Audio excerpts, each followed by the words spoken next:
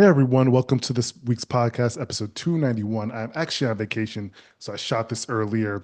I did all my work prior to make sure that you guys are still fed with content, even while I am on vacation. So you're hearing this, we're going to skip the market update. We're going to skip updates of the week because we don't have them. I'm recording it early, but you'll be able to read the news and see them, and also stay tapped into my content online. I'll still be posting some things every once in a while online as well. But this week we're just going to go through a retirement frequently asked questions. I did a really cool webinar with New York Public Library recently, and there was a lot of good questions that came up. So I wanted to create a fact FAQ, frequently asked question retirement planning document, which reach out to me if you need this. But we'll go through some of the questions, and this will be just a good guide for people to think about. Even if you're younger, you should be thinking about these things when it comes to retirement. If you're working a W-2 and you want to quit at some point and live off your income, live off your savings, and no longer have to live off own income as well, here is a good guide to look at. So let's go with this one. This is the first question. If you have access to both a 403B and a 457B, which is better? So a 403B is typically for nonprofit employees. They are still subject to the 10% penalty if you withdraw before age 59 and a half, unless some exceptions that do apply. You can also make catch-up contributions. A 457B, often available to nonprofit or government employees. There's no early withdrawal penalty. Interesting. That's a nuance that I didn't know about the 457. There's no early withdrawal penalty on the 457, even before the age 59 and a half. They also support generous catch-up options in the final 3 years before retirement. Contributions to 457B don't reduce the limit for your 403B, enabling larger overall contributions. Interesting. So the bottom line for this, if you anticipate needing access to funds before age 59 and a half and want to maximize contribution to 457B would be the correct choice in this situation. That's interesting.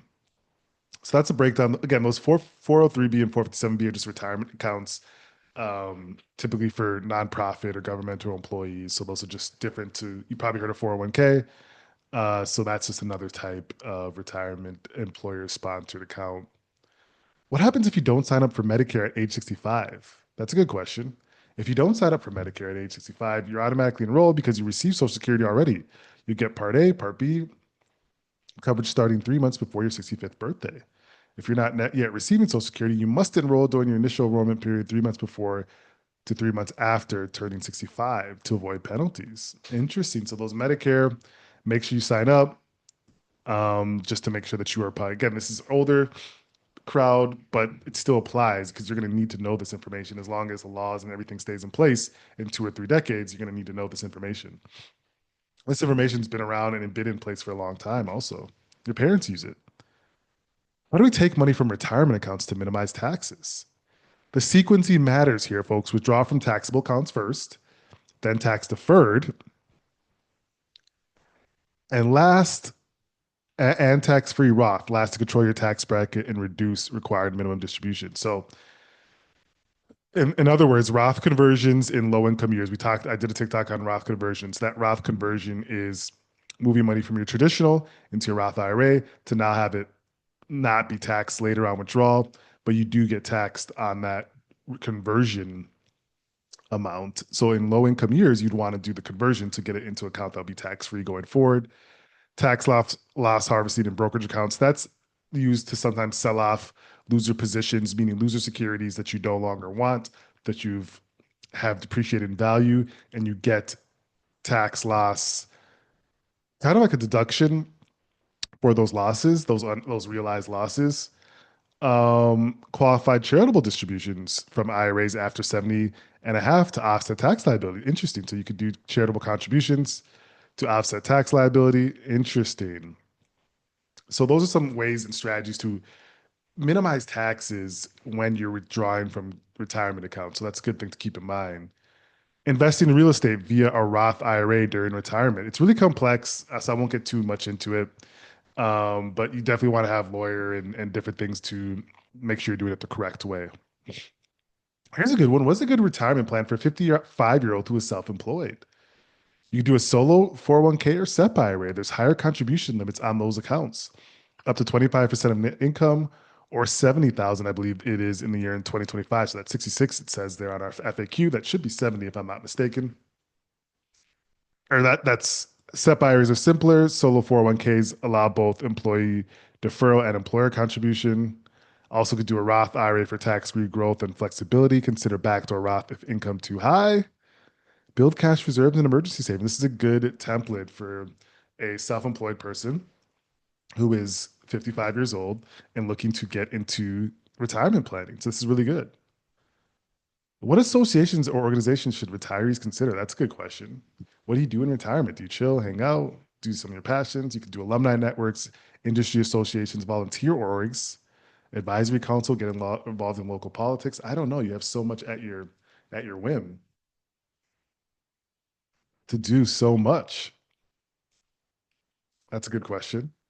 Will Social Security be there in 15 to 20 years? That's another good question. We don't know. There's funding challenges that persist. There's current legislation that ensures benefits for decades, but scholars expect full or near full benefits for at least the next couple of decades with gradual reforms.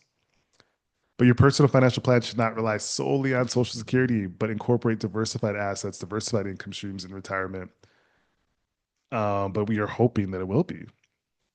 I mean, all the people that are working, you've been paying into it, right? Everyone, even self-employed people, through self-employment tax, are paying into Social Security. So hopefully it's there. It should be. How much should be allocated to healthcare in retirement? Healthcare is one of the top expense categories. You think about our bodies and the way they work. We're young, they're vibrant, they're great now. As you go older, they degrade. That is so scary to me. I love being healthy.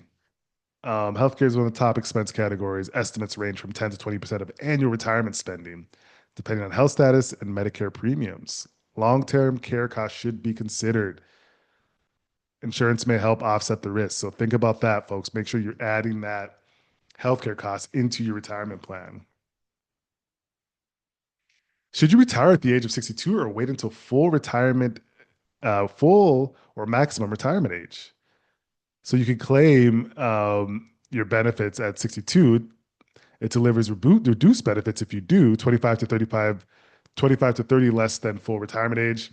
Waiting until full retirement age, typically 66, 67, or delaying until 70, increases your monthly benefits at around 8% per year delayed.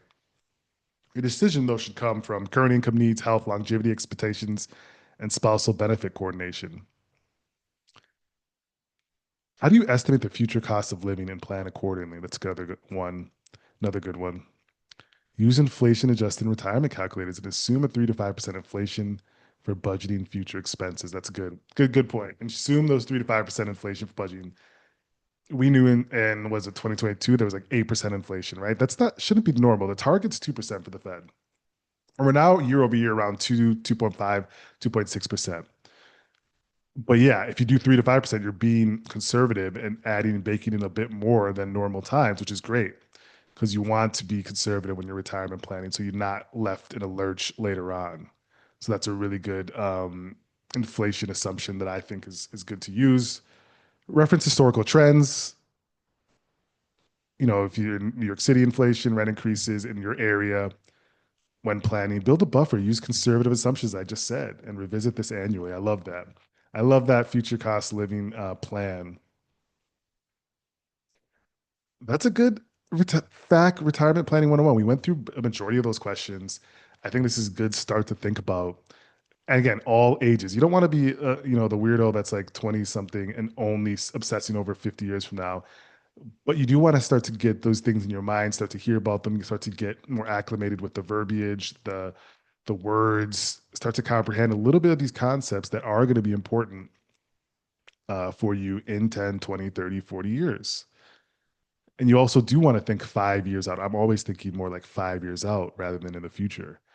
And so, but you also want to have a little bit of a purview to the further distant future because, yeah, these things are important. So that's what we had today. We wanted to really hammer that in for folks in this episode. Again, I am on vacation right now. We'll be back and doing this every week. So make sure you stay tapped in, share this with your family and friends. We'll talk next week.